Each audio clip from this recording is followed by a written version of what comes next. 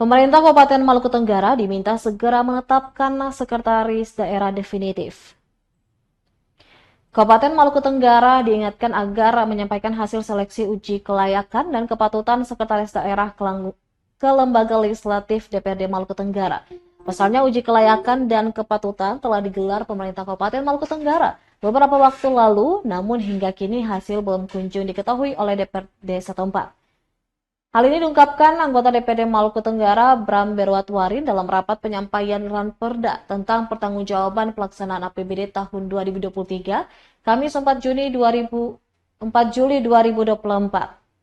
Menurutnya sesuai aturan yang berlaku, seharusnya pemerintah kabupaten sudah menyampaikan hasil seleksi sekda definitif, mengingat limit waktu penjabat sekretaris daerah Maluku Tenggara Nikodemus Umbro yang akan memasuki masa pensiun dalam beberapa bulan ke depan.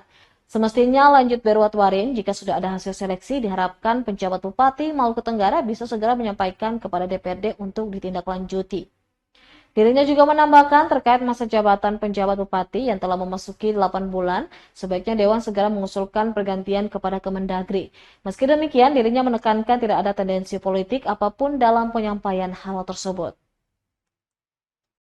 Bersama dalam rangka mewujudkan pengelolaan keuangan yang lebih berkualitas sehingga untuk ke-9 kalinya secara berturut-turut.